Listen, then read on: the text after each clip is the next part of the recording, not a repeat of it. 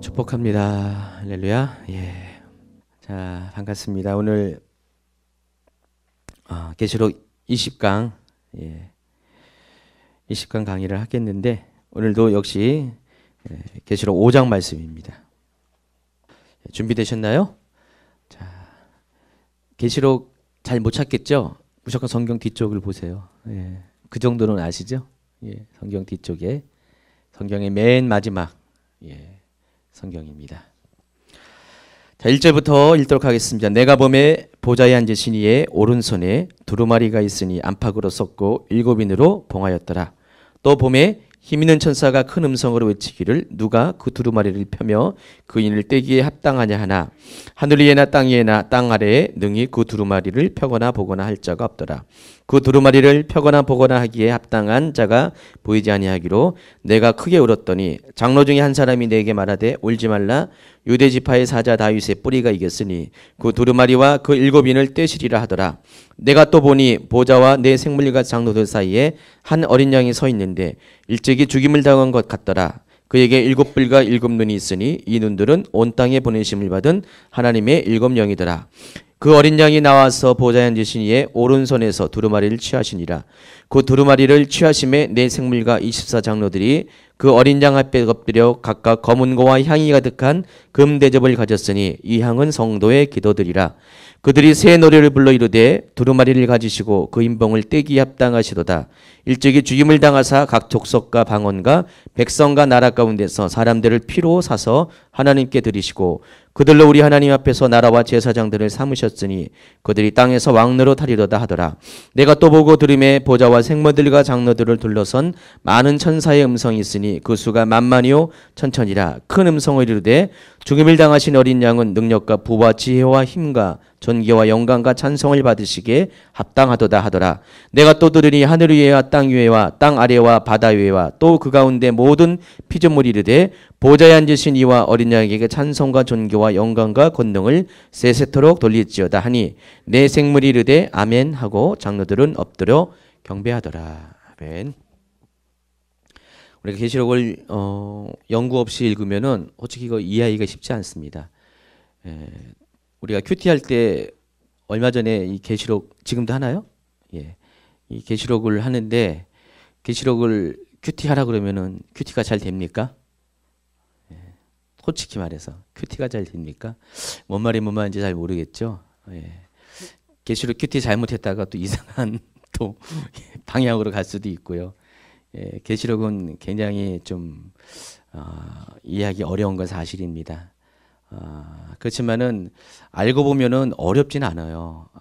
어렵지 않은데 우리가 이제 계시록을 잘 이렇게 어떤 선이해가 없으면은 이해하기가 어려운 그런 책으로 느껴질 수가 있습니다. 그래서 우리가 말씀 묵상을 하되 연구와 더불어서 겸해서 하는 것이 좋을 것 같아요. 특별히 이 계시록 같은 경우는 제가 번번이 말씀드렸지만은 웬만한 성경들은 주장들이 한 몇 가지로 함축이 돼요. 각각의 어떤 길들이 이렇게 많지 않습니다. 해석하는 길들이 많지 않은데 이 계시록만큼은 그 길이 굉장히 많습니다. 다양합니다. 예, 수백 가지라면 수백 가지라고 말할 수가 있어요. 워낙에 다양한 어떤 해석 방법이 있기 때문에 길을 잘못 들으시면은 그 길 따라가다 보면은 엉뚱한 길로 갈 수 있고요.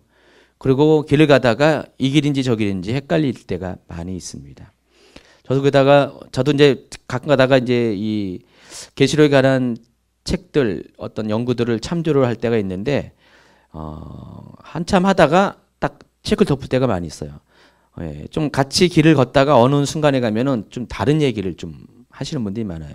왜냐하면 그분이 그 길을 택했기 때문에 그렇게 되는 것입니다. 그래서 이 계시록은 좀 여러분이 좀 이렇게 강의를 통해서 도움을 받아야 좀 하는 그런 성경 중에 하나입니다. 어려운 것들은 좀 도움을 받아야 돼요. 여러분이 다 해결할 수 없습니다. 그래서 이 엔타임 강의를 하다 보면은 계시록이 텍스트이지만은 엔타임에 관한 모든 이야기를 다루고 있어요. 이걸 하다 보면은요 굉장히 많은 주제를 다루기 때문에 저도 이거 다 이해한다는 게 쉽지가 않아요. 워낙에 많은 주제들을 다루고 있습니다. 특별히 요즘 일어나는 현상적으로 일어나는 세계적으로 일어나는 일들을 웬만하면 다 다루기 때문에 그래서 이 엔타임 강의는 범위가 굉장히 넓습니다. 넓고 어떨 때는 굉장히 깊이 들어가고 자세히 들어갈 때가 많습니다.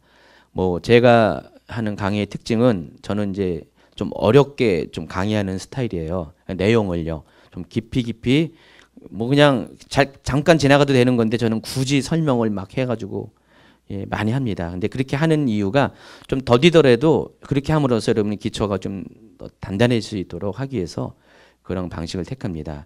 최은혜 목사님은 아주 어려운 것도 아주 쉽게 잘 얘기하고 잘 넘어가잖아요. 근데 저는 이제 좀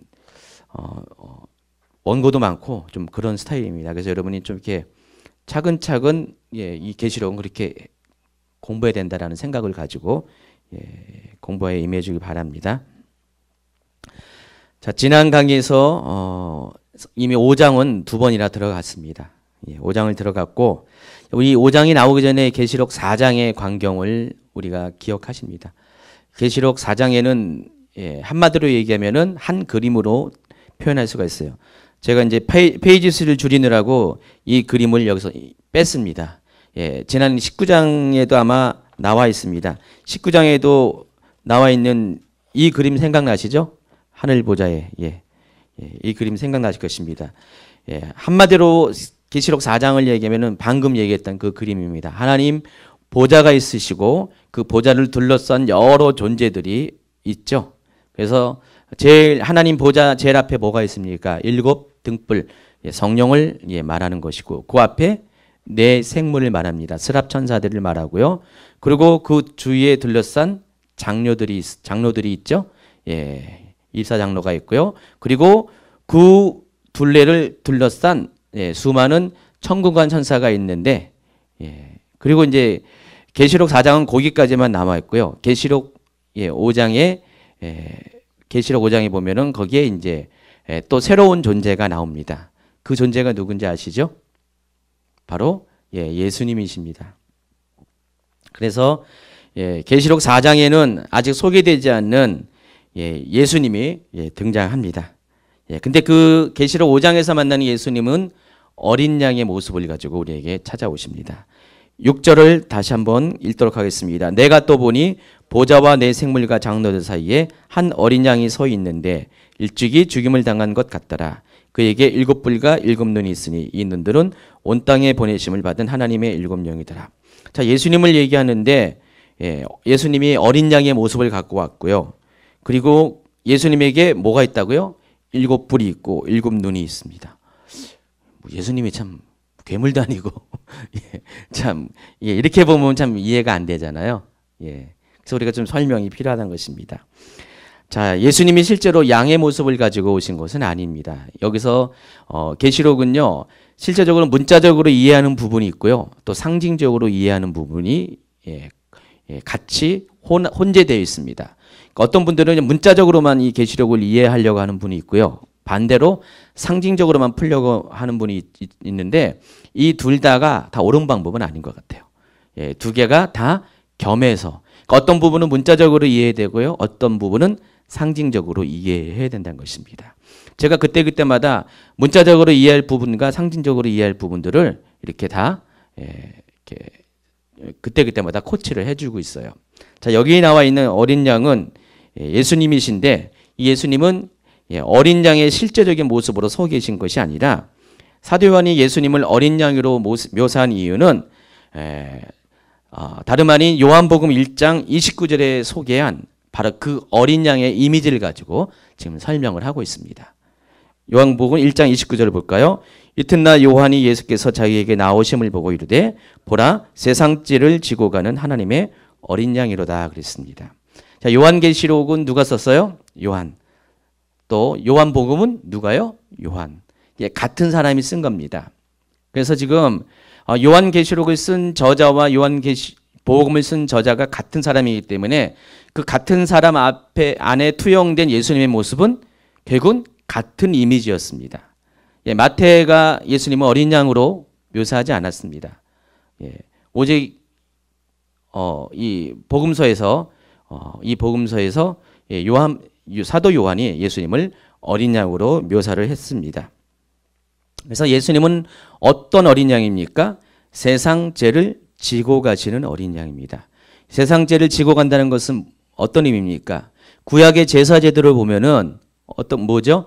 제사를 드리는 것은 자기 죄를 대신해서 하나님 앞에 제물을 드림으로써 그 제물이 드려짐을 통해서 자기가 속죄를 받는 것이 제사 제도죠. 그래서 보통 제물이 있으면은 제물에다가 그 제사 드리는 주인, 제주라 그러죠. 제사장 말고 제주. 그러니까 내가 내 죄 때문에 이 제사를 드린다면은 바로 그 죄를 지은 그 당사자가 그 제물의 머리에 안수해서 자신의 모든 죄를 어떻게 해요? 전가시킵니다. 제물에게. 그리고 내가 죽을 건데 그 제물이 대신 죽게 합니다. 그래서 그 제물이 죽게 함으로써 그 죄가 같이 죽어짐으로 인해서 죄가 씻김을 받는다. 그런 의미에서 속죄의 제물을 드리는 것입니다. 물론 제사의 종류에 따라서 뭐 번제인 경우는 소를 드리죠. 그리고 각각 그 제물의 그 제사의 종류에 따라서 제물이 다른데 여기서 특별히 어린 양이라고 한 이유는 어디서 또 모티브가 있냐면은 어디서 모티브가 있는 것 같아요? 창세기에도 있고요. 또 출애굽기에도 있습니다. 창세기 어디에 나옵니까? 잘 생각해 보세요. 창세기 22장. 창세기 22장에 보면은 이삭이 번제로 드려지는 장면이 나오죠. 그때 원래는 이삭이 번제로 드려졌어야 되는데 하나님께서 여호와 일에 준비하시는 하나님이 그 어린 양을 수풀에 걸리게 한 다음에 그것을 가지고 어떻게 했어요? 이삭을 대신해서 제사를 드렸습니다. 거기도 나오고요. 그리고 또 출애굽기 보면은 이스라엘이 출애굽을 할 때 6월절 날 어떻게 합니까? 그 6월절 날 이 이스라엘 백성이 죄를 속해서 그러니까 죽음의 사자로부터 죽임을 당하지 않게 하기 위해서 어린 양을 잡아서 그 피를 문설주와 인방에 발라가지고 그러니까 그 가정의 입구에다가 문 밖에 입구에다 발라가지고 죽음의 사자가 거기를 사람 장자를 죽이러 올 때 그 피가 이렇게 둘러친 곳은 피해서 건너간다 해서 패스오버 해가지고 6월절이라는 그런 절기가 생겨됐죠. 그때 그 제물도 어린 양입니다. 사도 요한은 지금 이 어린 양의 이미지를 거기서 따온 거예요. 그래서 예수님이 어떤 존재라는 것을 우리에게 각인시켜 줍니다. 예수님은 마치 그와 같은 존재예요. 하나님께서 우리의 죄를 대신해서 제물이 되어 죽는 그 제물로서의 어린 양. 그리고 모든 우리의 죄로 인한 죽음으로부터 우리를 피하게 하는 그 능력의 어린 양. 그런 이미지를 가지고 이 예수님의 모습을 어린 양으로 보게 됐다는 것입니다. 그게 바로 예수님의 정체성이에요. 예수님은 죽음을 통해 죄와 사망의 권세를 정복하고 믿는 자에게 승리를 주신 구원자이신 어린 양으로서 예수님의 정체성을 말하는 것입니다. 그래서 오직 예수님만이 우리의 죄를 속죄할 수 있는 유일한 분이시라는 것입니다. 오직 예수님만이 하나님 오른손에 있는 두루마리를 취해서 그것에 기록된 것들 곧 반드시 속히 일어날 일. 계시록 1장 1절에 보면은 예수 그리스도의 계시라 이는 하나님이 그에게 주사 반드시 속히 일어날 일들을 그 종들에게 보이시려고. 그리고 또 1장 19절에 내가 본 것과 지금 있는 이가 장차 될 일을 기록하는데 장차 될 일. 그리고 계시록 4장 1절에 마땅히 일어날 일들. 이것들을 실행시킬 수 있는 유일한 분으로서 예수님의 모습을 보게 됐다는 것입니다. 그러니까 이 계시록은 앞으로 마땅히 장차 반드시 속히 일어날 일들을 기록한 책인데 그 일들을 실행할 수 있는 유일한 분이 누구라고요? 예수님이신데 그 예수님이 어떤 존재로서 올 때 이것이 가능하다? 어린 양으로서 올 때 이것이 가능하다라고 말을 하고 있습니다. 자, 그런데 요한이 보기에 하늘 위에나 땅 위에나 땅 아래의 능이 이 두 마리를 펴거나 보거나 하기에 합당한 자를 찾을 수 없기 때문에 큰 울음을 터뜨렸다고 했습니다. 한번 보세요. 5장 2절, 3절, 4절 시작. 또 봄에 힘 있는 천사가 큰 음성을 해주기를 누가 그 두루마리를 펴며 그 인을 떼기에 합당하냐 하나 하늘 위에나 땅 위에나 땅 아래에 등이 그 두루마리를 펴거나 보거나 할 자가 없더라. 그 두루마리를 펴거나 보거나 하기에 합당한 자가 보이지 아니하기로 내가 크게 울었다 그랬습니다. 이 장면을 보면은 여러분이 약간 또 이해가 안 갈 거예요. 이게 무슨 어떤 의미가 있는지. 자, 이것을 이해하기 위해서는요. 구약 시대에 그 두루마리 체계, 특별히 매매 증서에 관련된 그런 배경을 우리가 좀 알아야 됩니다. 여러분 그 그림 그려놨죠? 그림 그려놨는데 제가 좀 설명을 좀 여러분이 한눈에 볼 수 있도록 이렇게 일단은 해놨습니다. 이걸 가지고 제가 좀 구체적으로 설명을 하겠습니다. 룻기 보면은 이 부분이 잘 나타나는데 여러분 혹시 기업 물을 자라는 얘기를 들어봤죠? 기업 물을 자, 기업 물을 자. 기업 물을 자라는 것은 어떤 의미가 있냐면은 이런 의미가 있습니다. 원래 유대인들은 토지는 어떻게 됩니까? 사고 팔 수가 있습니까? 토지는 사고 팔 수가 없어요. 토지는 기업으로 준 기업이라는 의미는 대대로 그 가문, 그 가족에게만 그 땅이 속해 있어야 됩니다. 그래서 오늘날은 뭐 개인이 뭐 땅을 마음대로 주고 여기 사고 팔 수 있지만은 구약 시대에서는 율법으로 절대로 그 지파 그 족속에 속한 땅은 다른 지파나 다른 족속이 절대로 사갈 수 없게 되어 있습니다. 왜 그러냐면은 만약에 그런 것이 허용된다면 어떻게 됩니까? 시간이 한 100년 지나고 한 1000년 지나고 해보세요. 그럼 서로 이렇게 매매가 막 왔다 갔다 보면은 원래 하나님께서 허락하신 그 지파별로 주어진 그 기업의 의미가 무너져 버리기 때문에 그래요. 각각 지파별로 어떤 땅을 경계를 주셨잖아요. 반드시 그 지파는 거기를 경계로 살아야 돼요. 근데 서로 땅을 사고 팔다 보면은 일정한 시간이 지나면은 그 소유주들이 막 섞이게 되면서 분명한 지파별 기업이 경계가 무너지게 돼 있어요. 그래서 하나님은 절대로 땅을 서로 사고 팔 수 없게 만들었습니다. 그러나 이제 한 가지 다른 방편이 있는데 그게 어떤 거냐면은 만약에 내가 먹고 살 게 없으면은 어떻게 됩니까? 재산들을 자꾸만 정리하게 되잖아요. 그러면 그 땅도 재산이잖아요. 먹고 굶어 죽는 것보다 그 땅을 가지고 그것을 물건을 행사해 가지고 대신 무슨 이렇게 먹을 거라든지 필요한 돈을 빌려대잖아요. 그럴 때 이것을 저당 잡힐 수 있는 그런 방법은 마련해 두셨다는 것입니다. 그러니까 사고 팔수는 못하지만은 저당을 받아가지고 전당포 아시죠? 요즘도 있나요? 전당포에 맡겨놓고 일정 기간 동안에 이것을 전당포에다가 이 땅이 만약에 100평이 있으면 100평에 해당하는 돈을 빌립니다. 빌려가고 나중에 이것을 갚아야 되죠. 그런 제도를 여기 만들어 놓으셨어요.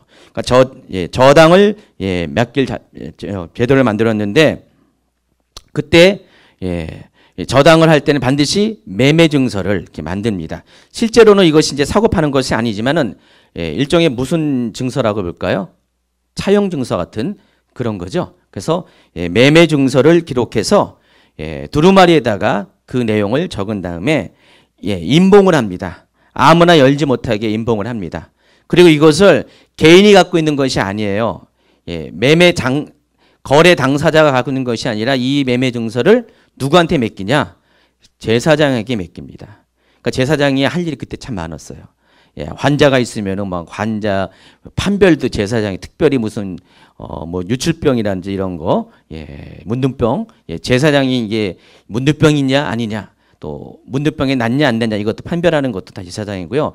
제사장 할 일이 굉장히 많았습니다. 그 중에 하나가 이 매매 증서를 보관하고 있는 것이에요. 거래 당사자가 보관하는 거 아닙니다. 차용증 보관하는 게 아니라 그 내용을 누가 이것을 이렇게 저당 잡혔다, 누구한테 저당 잡혔고 얼마를 빌려갔다 이런 내용을 스크롤 이 두루마리에 적은 다음에 그것을 봉인을 합니다. 봉인을 한 다음에 아무나 열지 못하게 한 다음에 제사장에게 맡깁니다. 그리고 나서 이제 시간이 지나면은 이 사람이 이제 돈이 생겨가지고요. 빚을 갚을 때가 되면은 본인이 그것을 빚을 갚거나 만약에 이 빚을 본인이 갚지 못하면은 율법에 의하면은 예, 그 중에서 가장 가까운 친족이 그것을 대신 갚아줄 수가 있어요. 예. 그래서 그 사람을 가리켜서 기업 물을 자라고 합니다. 예. 근데 이 사람이 대신 갚아주면 이 사람이 그 대신 갚아주고 해서 자기가 권리를 가지냐? 그렇지 못합니다. 기업은 소유주가 변하면 안 돼요. 그러니까 룻기의 배경에 보면은요, 예, 보아스가 예, 룻의 그 시댁 가문, 남편의 가문에 기업 물을 자로 등장하죠. 근데 어떤 배경입니까? 예, 나오미가 예, 기근이 드니까 이 가나안 땅, 약속의 땅을 떠나서 모압 지방으로 갑니다. 그래서 예, 모압 지방으로 가가지고 거기서 예, 남편도 죽고 아들들도 다 죽죠. 죽고 난 다음에 예, 여자들만 다시 돌아오게 됩니다. 당시에 또 법 중에 하나가 뭐냐면은 남자들 외에는 여자들은 땅을 소유할 수가 없었어요.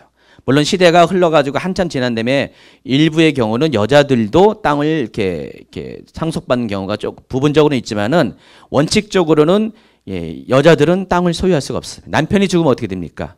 당연히 아내가 상속을 받아야 되잖아요. 근데 아내가 상속을 받을 수 없습니다.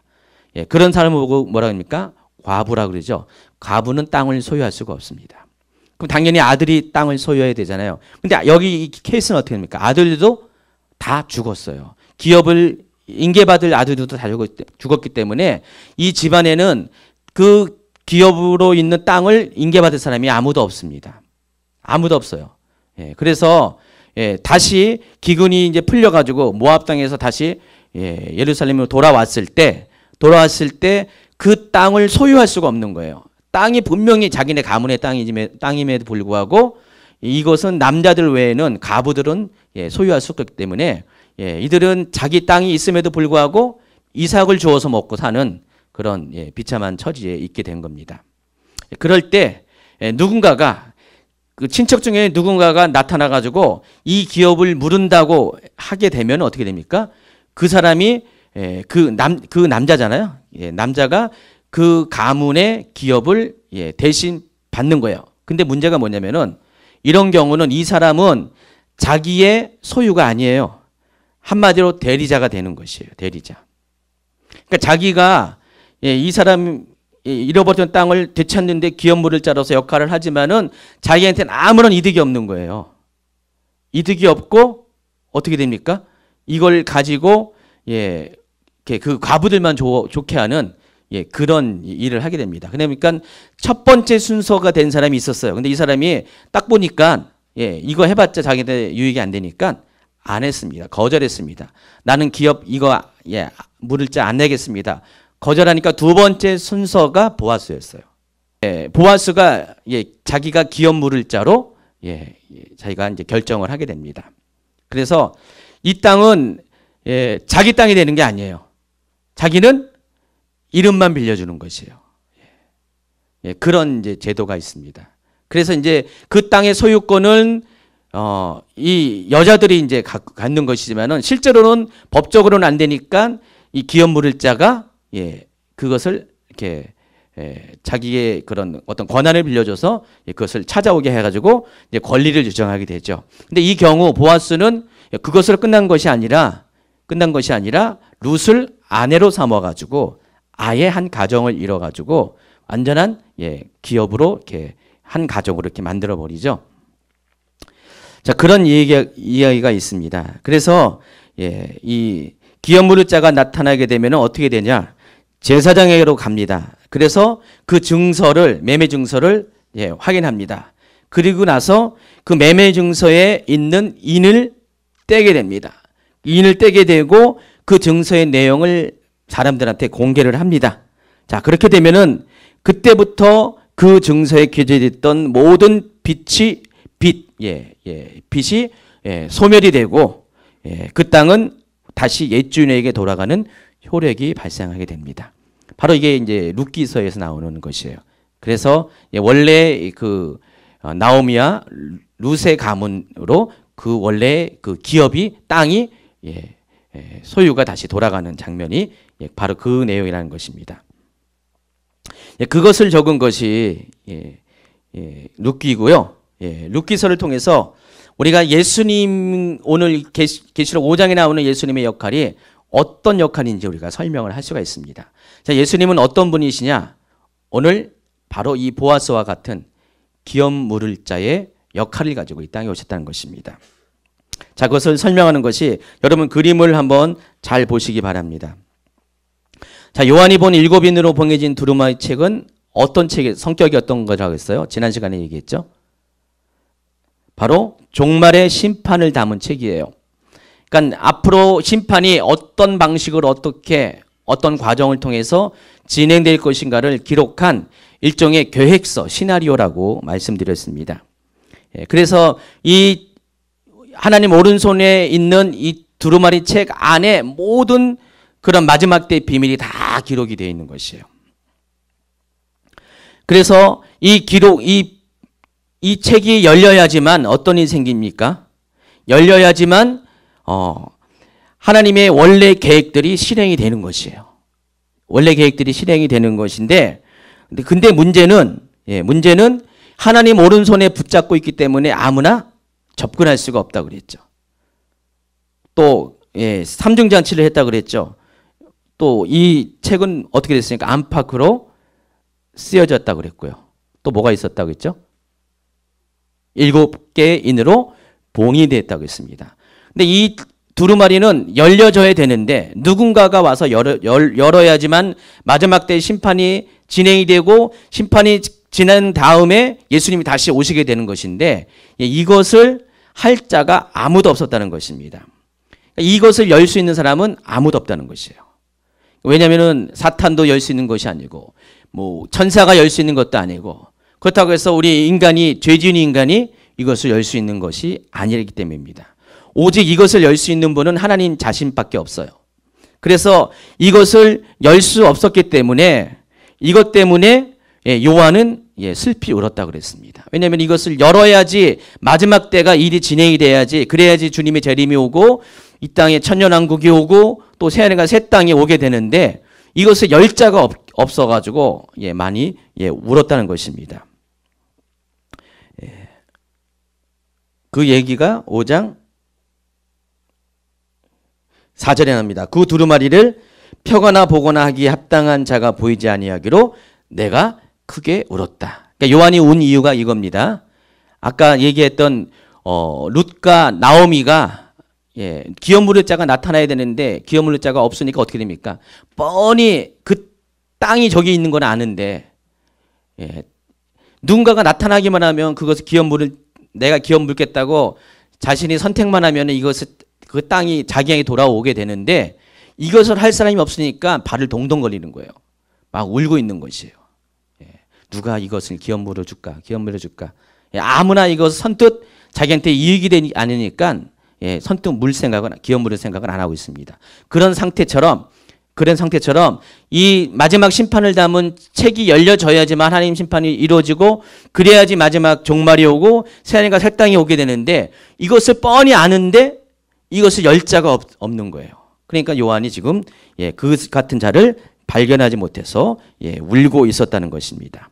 이때 5절에 보니까 장로 중에 한 사람이 요한에게 말합니다. 울지 말라. 유대 지파의 사자 다윗의 뿌리가 이겼으니 그 두루마리와 그 7인을 떼시리라 하더라 그랬습니다. 자, 이것은 이제 킹제임스 성경으로 한번 읽어보면은 그 장로 가운데 하나가 나에게 말하기를 울지 말라. 보라, 유다 지파의 사자인 다윗의 뿌리가 이겼으니 그 책을 펴고 또 그 책의 7봉인을 때리라고 하더라 그랬습니다. 그러니까 장로가 요한이 막 울고 있으니까 옆에 와가지고 등을 투덕거리면서 울지 말라고. 괜찮아 울지 마. 자, 봐. 유다 지파의 사자인 다윗의 뿌리가 그 두루마리와 그 7인을 뗄 수 있는 사람이 나타났으니까 울지 말라고 딱게 위로를 합니다. 그게 이제 5절이 나옵니다. 그래서 그 얘기를 듣고 요한이 얼굴을 들고 쳐다봤더니 6절에 뭐라고 합니까? 내가 또 보니 보좌와 내 생물과 장로들 사이에 한 어린 양이 서 있는데 일찍이 죽임을 당한 것 같더라. 그래서 바로 그분이 어린 양이신 예수님을 보게 됐다는 것입니다. 그러니까 예수님이 그것을 뛸 수 있는 자격은 뭐라고요? 어린 양이기 때문에 그렇습니다. 세상의 모든 죄를 속죄하시고 제물로 돌아가신 대속자이시기 때문에 그것이 가능하다는 것입니다. 이 다윗의 뿔이라는 것은 구약적인 호칭입니다. 다윗의 뿔이라는 것은 뭐예요? 바로 다윗의 후손을 말하는 것입니다. 그럼 성경에서 다윗의 후손이라는 것은 뭐죠? 메시아에 대한, 장차 이스라엘 민족을 구원할 메시아에 대한 관용적인 표현입니다. 그러니까 메시아라고 할 때 다윗의 뿌리, 다윗의 후손이라는 단어를 사용합니다.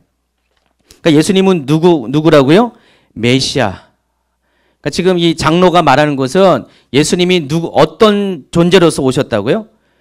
메시아로서, 그리스도로서 이 땅에 오셨다는 것입니다.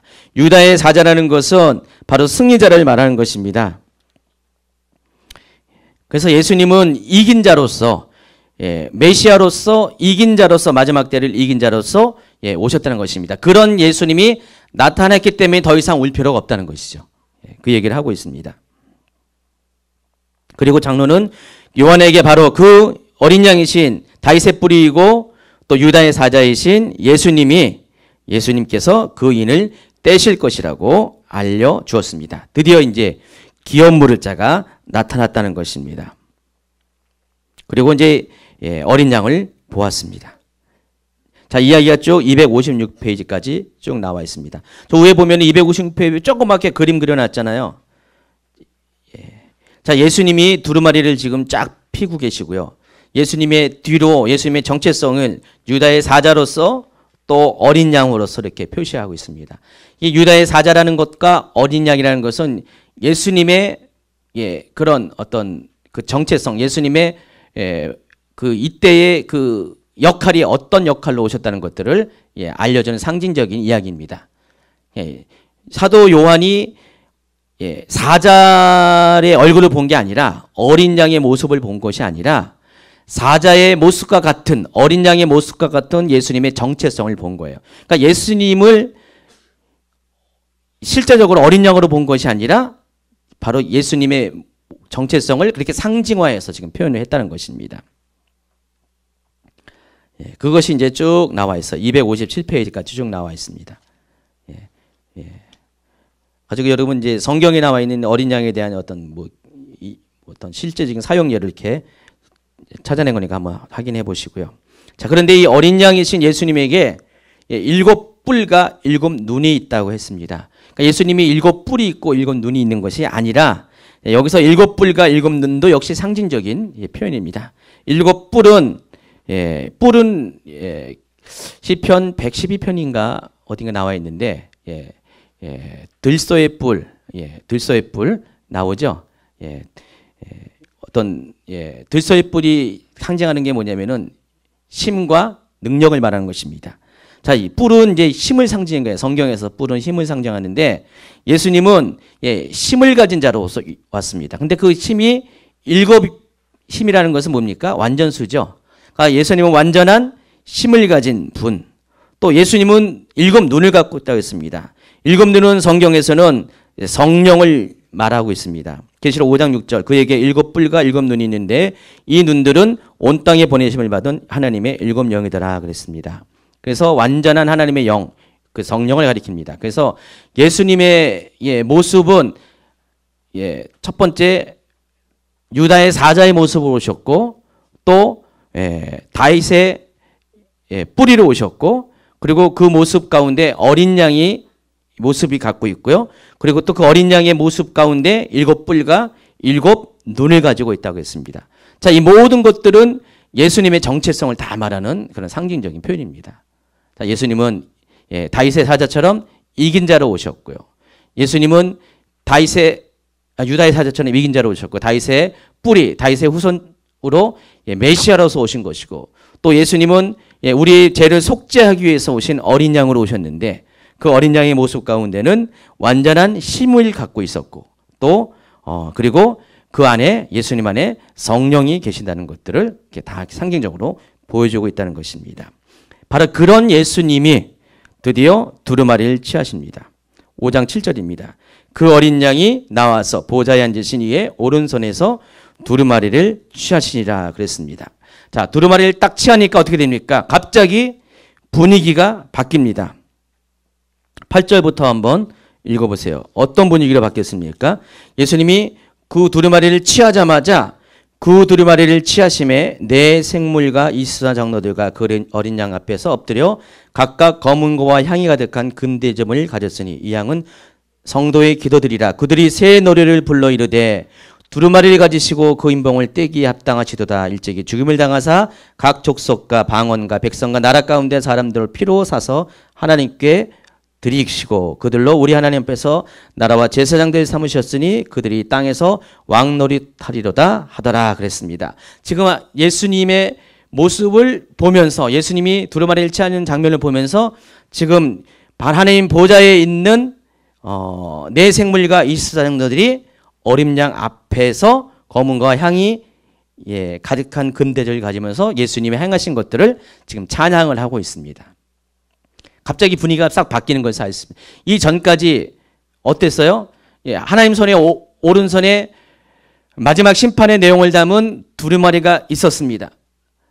그 두루마리가 열려야지 세상이 심판이 이루어지고 하나님 마지막 계획이 이루어지는데 문제는 그것을 열 자가 아무도 없었어요.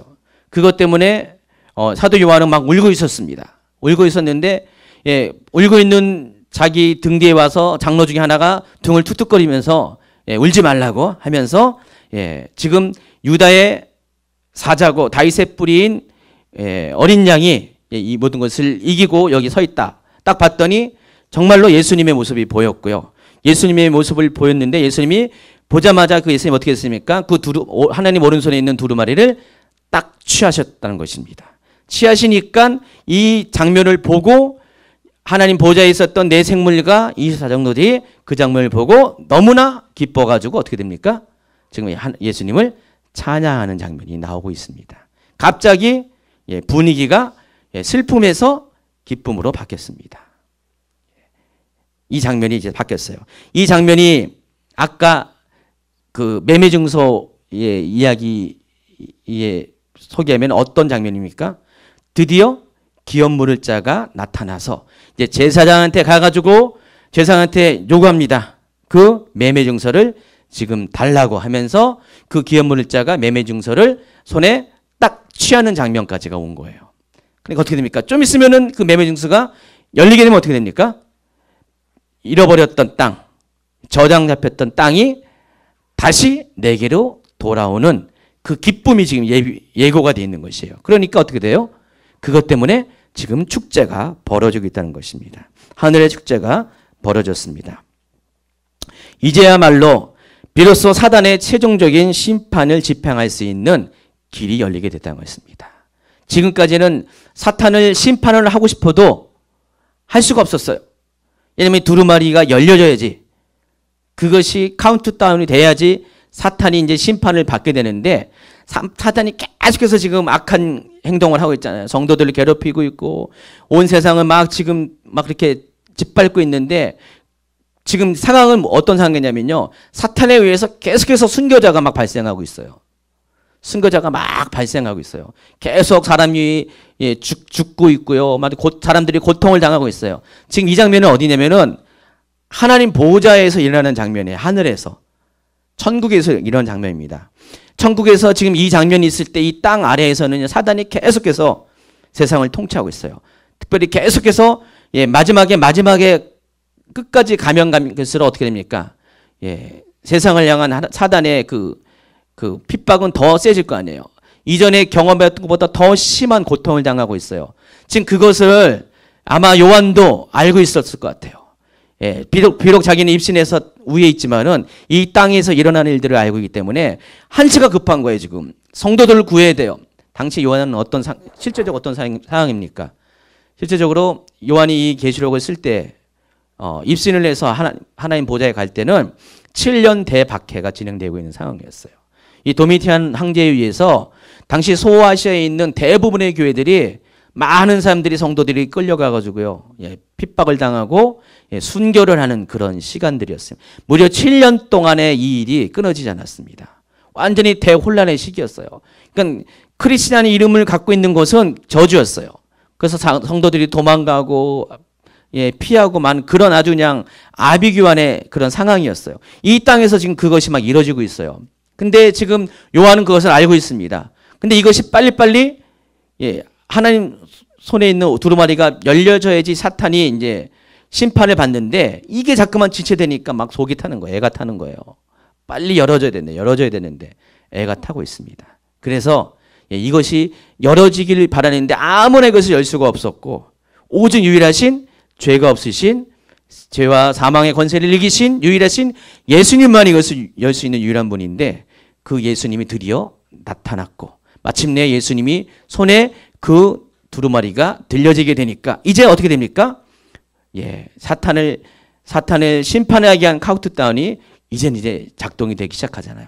그래서 이것 때문에 기뻐했다는 것입니다. 그 얘기가 이제 지금 이제 8절부터 쭉 나오고 있습니다. 네, 여기 보니까 두루마리를 취하심에 네 생물과 24장로들이 어린 양 앞에 엎드려 해놓고 각각 검은 고와 향이 가득한 근 대접을 가졌으니 이 향은 성도의 기도들이라 그랬습니다. 이것은 이제 킹제임스 성경으로 한번 보세요. 그가 그 책을 취하니 네 생물과 24장로가 각각 하프와 향으로 가득한 금 호리병을 가졌는데 그 향은 뭐라고요? 성도들의 기도다 그랬습니다. 지금 오른쪽에 이제 그림을 보면 알겠지만은 실제적으로 이제 문자적으로 이제 그림을 그린 것이에요. 네 생물과 24장로가 뭘 갖고 있다고요? 손에 하프와 성도의 기도를 담은 호리병, 금으로 된 호리병을 갖고 있음을 알 수가 있습니다. 근데 여기서 이 하프와 호리병이 의미하는 것이 굉장히 중요한 의미가 있습니다. 이 마지막 때는요, 하나님께서 이 마지막 때에 맞는 어떤 시대적인 우리의 역할들, 어떤 행위들을 허락하시는데, 그것을 대변하는 것이 바로 하프와, 여기서는 금 호리병 나왔지만 영어로는 이제 BOWL, 이 컵 말고 그릇 있죠? 보울, 보울이라고 그러죠? 큰 그릇들. 금으로 된 큰 그릇, 보울이라고 합니다. 하프는 뭐죠? 악기를 말하는 거죠. 특이한 게 이 네 생물과 24장로들이 각각 하프와 이 보울을 갖고 있다고 그랬습니다. 이것도 역시 상징적인 의미가 있습니다. 그러니까 하프가 의미하는 것이 있고, 또 보울이 의미하는 것이 있는데, 하프가 의미하는 것은 이 계시록에서 보면은 다 뭐냐면은 성경에서 대부분 하나님을 찬양하는 도구가 하프입니다. 그래서 24장로들과 네 생물의 역할은 때때로는 하나님의 메신저 역할을 합니다. 그렇지만 그들의 주된 임무가 뭐냐면은 하나님 보호자 앞에서 하나님을 찬양하는 것들이 그들의 임무예요. 하나님 가장 가까운 곳에서 하나님을 찬양하는 역할을 가진 사람들이 하는 존재들이 네 생물 스랍천사들과 그리고 24장로들인데 그들이 뭘 갖고 찬양합니까? 하프를 가지고 찬양한다는 것입니다. 근데 그들은 또 뭘 갖고 있냐면은 보울을 갖고 있는데 이 보울은 어떤 보울이라고요? 성도들의 기도를 담은 보울이라는 것입니다. 그래서 마지막 때는 이 두 가지가 회복이 돼야 돼요. 그러니까 마지막 때 하나님께서 이 하늘나라도 그렇지만은 이 땅 가운데 하나님의 심판을 앞당기고 심판을 예비하는 그런 어떤 역할을 우리에게 원하는 것인데 바로 이 네 생물과 24장로를 갖고 있는 것처럼 하프를 가지고 하나님을 예배를 해야 돼요. 가지고 마지막 때 하나님은 이 예배를 회복을 원하세요. 그리고 또 기도를 회복하길 원하세요. 그래서 저 미국에 있는 그 국제 기도의 집이라고 혹시 아십니까? 아이압이라고 그러죠. 이 아이압은 이제 몇 가지 중요한 어떤 이벤트가 있는데 어떤 주제들이 있는데 제가 이제 제 밑에 책에 여기 그 책장에도 이렇게 두꺼운 책이 하나가 있는데 그 책 주제가 하프 앤 보울이에요. 그래서 거기 같은 경우는 그 아약 같은 경우는 뭐 이렇게 비판하는 사람도 있긴 하지만은 그러나 뭐 이게 크게 비판받을 것 같지는 않아요. 근데 거기 중요한 역할을 하고 있습니다. 이 단체는 기도의 집을 아무도 생각 안 할 때 기도의 집을 만들었어요. 원래 그 마이클 비크 목사님이 아주 한 1000명 정도 되는 교회 목회를 잘하고 계셨는데 어느 날 이것도 다 내려놓고 독립해가지고 그러니까 담임 목사직을 내려놓고 안정적인 그 목사직을 내려놓고 따로 나와서 하신 것이 뭐냐면은 기도의 집을 만든 것이에요. 이게 이제 캔자스시티에 있습니다. 미국에. 그래서 기도의 집을 만들어서 하는 것이 뭐냐면은 매일매일 예배 드리는 것이에요. 매일매일 기도하는 것이에요. 그러니까 교회의 어떤 구조가 아니라 그러니까 우리가 한국에 있는 그런 기도원도 아닙니다. 그냥 매일 예배 드리고 매일 기도하는 장소를 만들었습니다. 그래서 거기는 이제 예배팀이 항상 있어요. 그러니까 24시간 기도가 끊어지지 않도록. 그러니까 24시간 계속 기도하는 것이에요. 옛날에 제가 이제 그 사이트를 한번 링크했는데 새벽 3시에 제가 이제 실시간으로 이렇게 방송을 합니다. 딱 새벽 3시에 한번 들어가 봤더니 그 새벽 3시에도 거기서 이제 찬양팀이 예배를 드리는 거예요. 회중에는 몇 명 안 앉아 있어요. 어떤 사람은 뭐 책도 보고 졸기도 하고 어쨌든 간에 예배팀은 계속 예배하고 있어요. 여기서. 가지고 한 팀이 몇 시간 동안 찬양을 하고 예배를 하잖아요. 뭐 메시지도 전하고 찬양도 하고 또 기도도 하고. 그러면 이제 곧바로 다른 팀이 이제 스위치돼 가지고 교대해 가지고 그 팀이 와서 그러니까 24시간을 예배를 드리는 것이에요. 그래서 그분들이 강조하는 것이 예배와 기도를 강조합니다. 왜 그러냐면은 이 마지막 때를 예배하는 그런 방식 중에 하나님이 우리에게 계시록을 통해서 우리에게 말씀하신 것이 마지막 때는 예배와 기도가 마지막 때를 준비하는 성도의 어떤 모습이라고 말씀했기 때문에 그렇게 하고 있습니다. 그래서 그 단체는 거기도 이제 제가 이제 초기에 이제 엔타임 연구할 때 거기서 나온 몇 권의 책을 참조를 많이 했어요. 엔드 타임이라는 책 제목도 제 강의 주제도 거기서 왔어요. 거기에 엔드 타임이라는 책이 따로 있어요. 서책자. 그래가지고 엔드 타임에 대한 어떤 간략적인 개론적인 설명을 했는데 맨 처음에 초기 이제 연구할 때 거기 많이 참조를 많이 했고요. 뭐 요엘서 연구 이런 것도 다 마지막 때에 대한 연구인데 그런 연구들을 많이 합니다. 그러니까 그 단체는 특징은 마지막 때를 알았기 때문에 그것을 준비하기 위해서 무엇을 해야 될까 생각을 했더니 몇 가지가 답이 나오는데 첫째가 예배와 기도 운동을 회복하는 것이고요. 두 번째가 그 이스라엘 회복 아시죠? 이스라엘 회복하기 위해서 이스라엘 사역을 합니다. 그리고 세 번째가 하나님과의 친밀감을 회복하는 사역. 그래서 아가서 연구를 거기서 많이 해요. 그래서 거기뿐만 아니라 거의 전 세계적으로 영적인 사역을 하는 단체들과 목회자들의 특징 중에 하나가 이 때를 아는 사람들, 마지막 때를 아는 사람, 임박한 마지막 때를 좀 깨달은 사람들의 특징도 다 비슷해요. 예배와 기도를 많이 강조하고요. 그리고 마지막 때에 대한 강의를 하고요. 하나님과의 친밀감을 많이 이야기를 합니다. 실은 저희 교회도 지금 여러분 보시기에 그렇죠? 그랬기 때문에 이제 다 어떤 공통적인 어떤 액션을 취하게 되는 것이 이런 보통 세 가지 이야기를 합니다.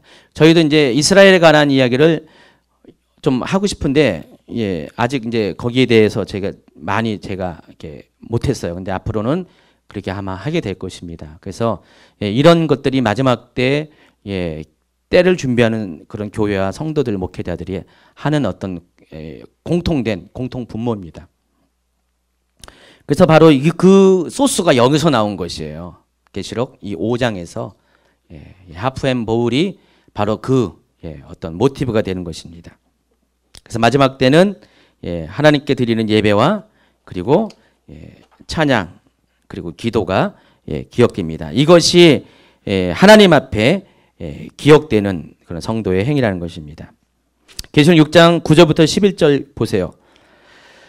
다섯째 인을 떼실 때 이제는 이제 이건 인을 떼는 장면 중에 다섯 번째 인이 떼어질 때입니다. 내가 보니 하나님의 말씀과 그들이 가진 증거로 말미암아 죽임을 당한 영혼들이 제단 아래에 있어 큰 소리로 불러 이르되 거룩하고 참되신 대주제여 땅에 거하는 자들을 심판하여 우리 피를 갚아주지 아니하시기를 어느 때까지 하시려 하나이까 하니 각각 그들에게 흰 두루마기를 주시며 이르시되 아직 잠시 동안 쉬되 그들의 동무 종들과 형제들도 자기처럼 죽임을 당하여 그 수가 차기까지 하라 하시더라 그랬습니다.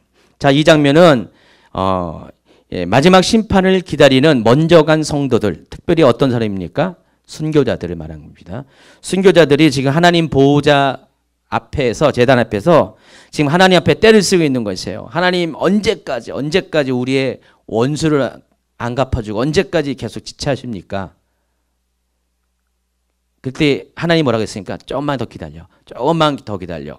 아직 같이 합류해야 될 동무들이 수가 차지 않았다. 다시 말해서 순교자의 수가 차지 않았기 때문에 때까지만 쪼갠 이 동물들 사체를 양쪽에다 눕니다. 양쪽에다 놓고 밤이 될 때까지 기다리게 합니다. 하루 종일 그 작업을 시켜놓고 밤이 될 때까지 기다리게 한 다음에 하나님께서 밤에 어떻게 합니까? 불이 임해가지고 그 쪼개진 사체 위에 불이 지나가서 다 태우게 되는 장면이 나오죠. 이게 당시에 이제 그때 행했던 어떤 인간끼리의 어떤 그 계약의 간섭의 모티브를 따온 겁니다. 그러니까 당시의 사람들은요, 어떤 사람이 두 사람이 아주 중요한 계약을 맺을 때 동물을 갖고 와서 그게 양이면은 양을 반을 쪼갭니다. 쪼개가지고 이 쪼개는 의미가 뭐냐면은 만약에 누군가가 계약을 파기했다, 동맹을 깨뜨렸다, 그러면 이 동물처럼 너도 죽임을 당한다라는 경고의 표시예요. 혈명의 표시죠. 하나님은 그런 모티브를 가지고 아브라함과 계약을 맺는 것이에요. 언약을 맺는 거예요. 그와 같은. 그래서 하나님이 먼저 깨트리면 안 되는 것이에요. 이것은. 아브라함도 깨트리면 안 되는 것이에요. 그러니까 하나님도 그 언약의 종속이 되는 것이에요. 그러니까 너도 나와의 언약을 지키면은 나도 너와의 언약을 반드시 지킬 것이다. 만약에 내가 지키지 않으면은 이 동물들처럼 똑같이 그렇게 될 것이다. 물론 하나님이 그렇게 될 뿐이 아니지만은 당연히 그런 정도의 인간의 수준에 맞춰서 이렇게 언약을 맺으신 거예요. 그러시면서 뭐 했습니까? 갑자기 느닷없이 뜬금없이 내 후손이 어떻게 합니까? 종이 되어서 4대 만에 다시 이 땅에 돌아오게 될 것이다. 하시면서 뭐라고 했습니까? 그 이유가 뭐라고 했습니까? 옛날 번역이면은 이 땅이 아직 죄악이 관영치 아니함이라 그랬습니다. 관영치 아니하는 것은 이제 우리 현대 번역을 하면은 이 땅 가운데 죄악이 이 컵 끝까지 그릇 끝까지 아직 차지 않았기 때문이다 그랬습니다. 그렇다면 뭡니까? 이 땅에 죄악이 가득 찰 때가 되면은 어떻게 됩니까? 그들을 다시 종되었던 데서 풀려나서 이 땅으로 돌아오게 하는데 그 기간이 4대라는 것입니다. 당시에 이제 그 세대로 따지자면은 약 400년 기간 동안에 그 일이 있을 것이라는 것입니다. 아브라함이 아무런 잘못을 안 했어요. 여지껏 하나님하고 아주 잘 지냈는데 갑자기 아무런 하나님과 죄도 없는 아브라함에게 어떻게 보면 굉장히 저주와 같은 명령을 하시잖아요.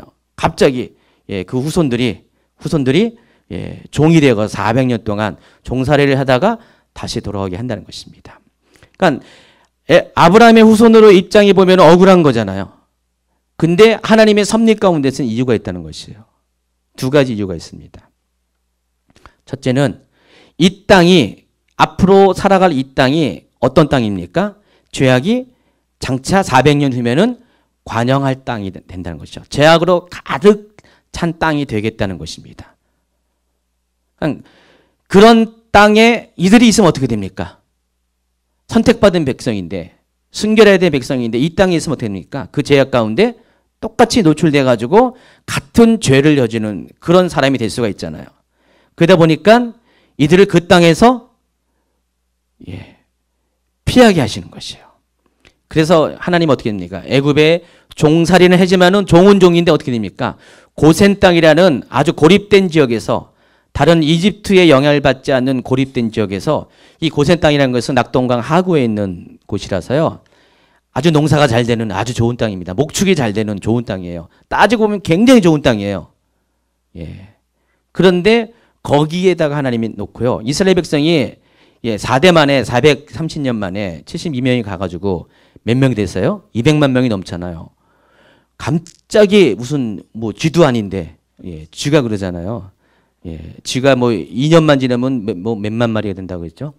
굉장히 굉장한 번식이에요. 오죽하면은 여기 애굽 사람들이 여기 이스라엘 사람들의 번식력에 놀래가지고 두려움을 느낄 정도로 그렇잖아요. 한 72명이 400년 만에 200만 명이 넘는다고 생각해 보세요. 엄청나게 낳고 또 낳고 또 낳고 난 사람이 또 낳고 그 사람이 또 낳고 해가지고요. 굉장한 번식을 한 거예요. 그러니까 자연적으로 그렇게 한다는 건 쉽지가 않잖아요. 창세기 1장 28절에 그 복이 실제로 임했어요. 왜냐하면 거기가 환경적으로도 굉장히 좋은 곳이었고 고립되었고요. 전쟁도 없는 곳이고요. 종살이를 비록 한다 할지라도 그래서 그곳에서 오염되지 않고 원석과 같은 깨끗한 모습으로 고센 땅에다가 400년 동안 잘 고이 간직시켰다가 400년 후가 되면 이 땅은 어떻게 됩니까? 아브라함이 살 때만 해도 그렇게 제약이 그렇게 깊어질 때는 아니었어요. 근데 아브라함 후손이 돌아올 때쯤 되면 이 가나안 지역은요 굉장히 타락한 지역으로 바뀌었다는 것입니다. 하나님은 처음과 끝을 다 보시는 분이잖아요. 그러니까 400년 후에 일어날 일을 알고 계셨어요. 그래서 이스라엘 백성을 그쪽으로 잠시 뒀다가 그리고 그 백성으로 하여금 여기에 있는 죄악을 심판하는 도구로 삼으신 것이죠. 어떻게 해요? 완전히 다. 그래서 여호수아에게 전부 다 모든 민족을 다 멸절하라고 했잖아요. 어린아이, 가축까지 다 멸절시키라고 완전히 죄악을 뿌리째 뽑으라고 명령했잖아요. 그것을 하기 위해서 이스라엘 백성을 보냈다는 것입니다. 근데 그것이 때가 있다는 것이죠. 하나님이 아무 때나 하는 것이 아니라 심판을 받을 때에 행하세요. 왜냐하면 심판 한번 받으면 끝이잖아요. 돌이킬 수 없는 거잖아요. 그래서 하나님은 계속해서 기다리시고 참아주시고 그때를 기다리고 계신 것이에요. 그래서 순교자가 계속 나오고 있어요. 지금도 막 순교자가 나오고 있잖아요. 지금 중동 지역에 이 아이시스 때문에 엄청나게 많이 사람들이 크리스찬들이 지금 죽어 순교하고 있습니다. 하나님이 알고 계시잖아요. 보고 계시잖아요. 아마 먼저 순교한 그 성도들이 지금 가서 지금 6장에 있는 것처럼 하나님 제단 앞에 가가지고 고개를 탁 이렇게 턱을 내밀고 하나님 언제까지입니까 하면서 제발 저 보슬 보세요. 형제들이 계속 죽어나가고 있는데 악한 자는 저렇게 악해지고 여기 사탄은 저렇게 포악해지고 있는데 하나님 언제까지 하나님 정말 살아계십니까? 막 그렇게 뭐 사태제까지는 아니겠지만 막 따지면서 막 그러고 있는 거예요. 지금 하나님이 지금 계속 달래고 있어요. 조금만 참아. 왜냐? 하나님도 자신이 여지껏 행하신 그것대로 심판을 더 이상 미룰 수 없을 때까지 기다려야 한다는 것이죠. 그게 바로 그 이야기 하고 있습니다. 심판이 있으면 그것이 끝이고 끝이 있으면은 반드시 만물의 회복이 있기 때문에 그것이 때가 있다는 것인데 그 때를 앞당기는 게 뭐라고요? 성도의 예배와 기도라는 것입니다. 하프와 보울이라는 것입니다. 우리가 그 하나님의 때를 앞당기는 도구가 바로 찬양과 기도가 있어야 된다는 것입니다. 하나님은 성도의 기도를 통해서 일하시기 때문에 그래요. 여러분이 하나님을 예배하고 여러분이 하나님을 찬양하고 하나님을 기도하고 이런 것들이 계속해서 왕성히 일어나게 되면은요 마지막 때가 더 가까워지고 더 땡겨지고 가까워지겠다는 것입니다.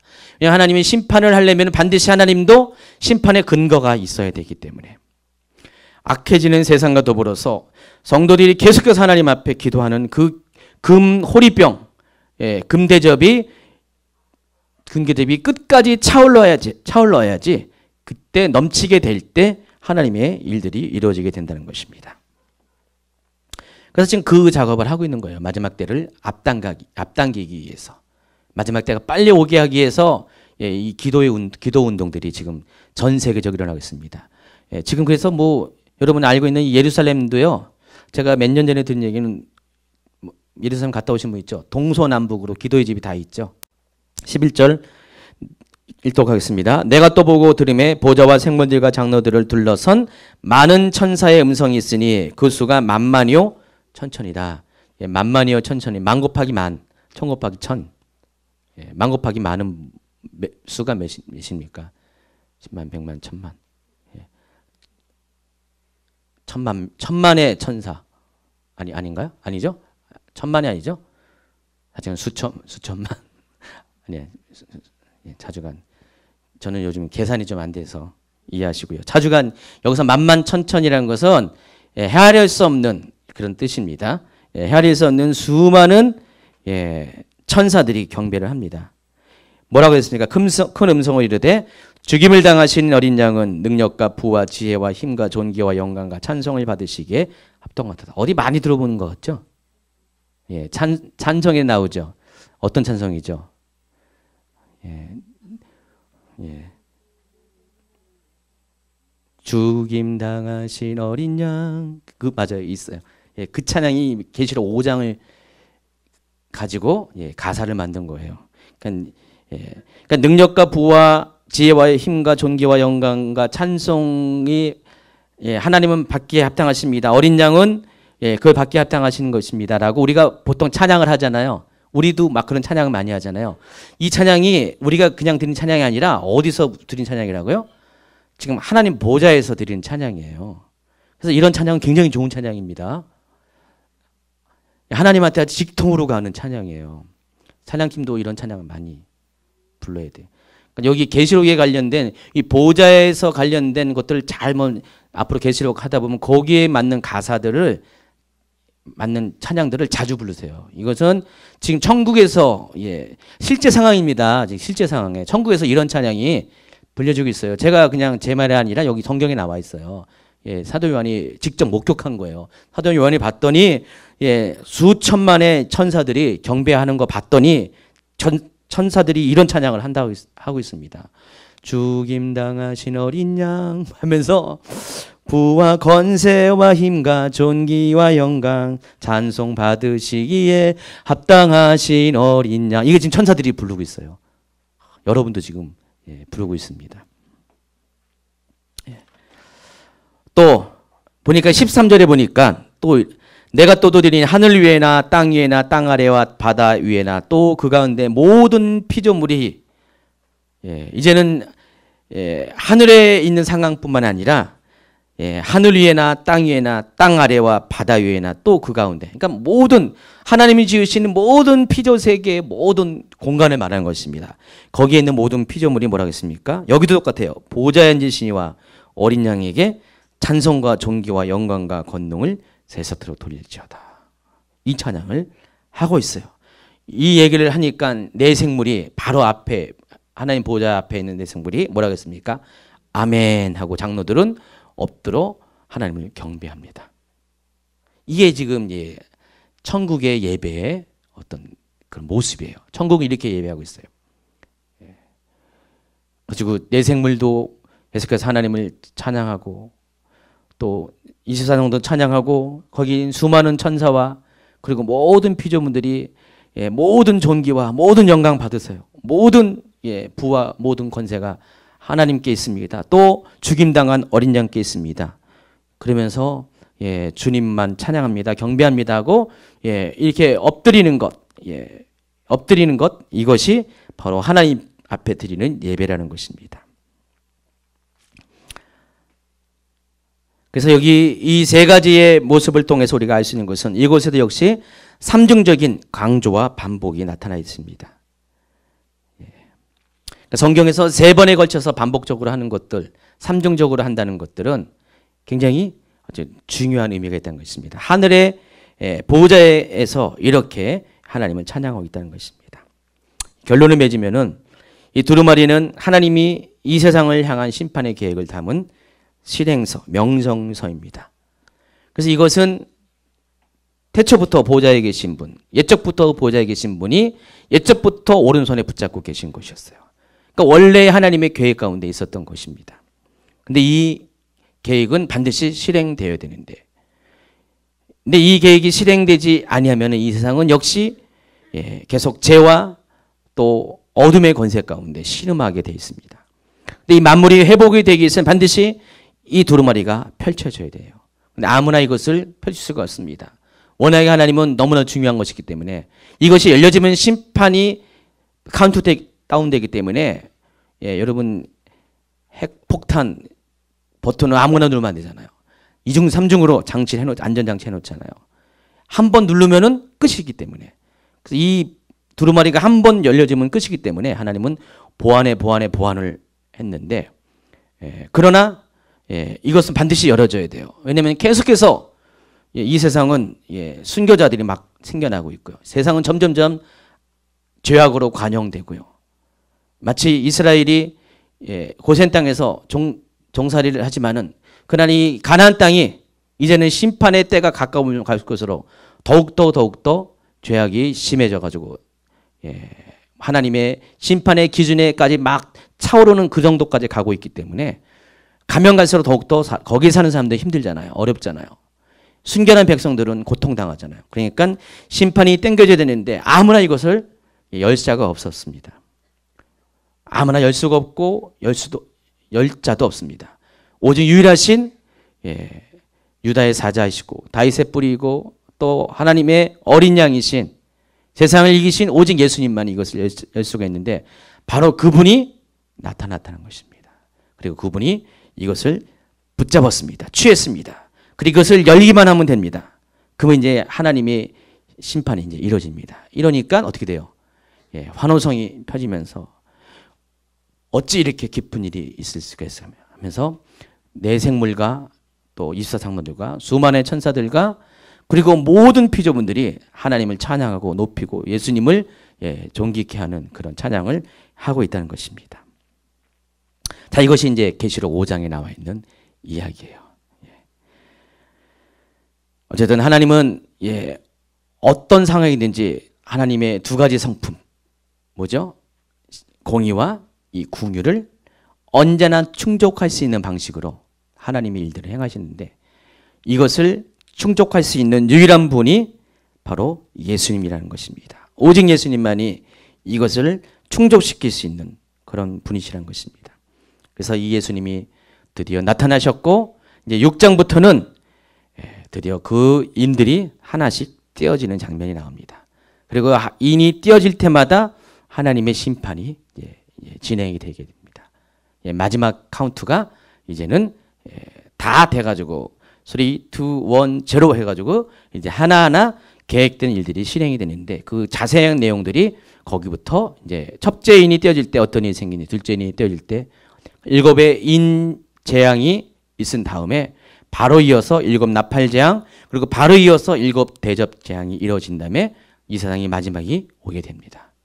그리고 모든 악한 자들이 멸망을 당하고 적그리스도와 거짓 선지자와 악한 자들이 다 불못에 던져지거나 죽임을 당하고 그리고 사탄이 무정에 갇히는 장면이 19장, 20장 초반까지 쭉 나오고요. 그리고 천년왕국이 이 땅에 오고 그 천년왕국 지난 다음에 곡과 마곡의 전쟁을 통과한 다음에 백보다 심판이 이루어지고 그리고 그 다음에 새하늘과 새 땅이 열려지고 새 예루살렘이 이 땅에 오면서 하늘에 있는 하나님 나라가 이 땅 가운데 임하는 물론 새하늘과 새 땅이죠. 임하는 장면으로 이 마지막이 완성이 되게 됩니다. 근데 이 모든 이 계획을 여는 것이 이 두루마리가 열리는 것인데 이 두루마리가 바로 예수님 손에 이제 딱 들려졌습니다. 개봉 박두.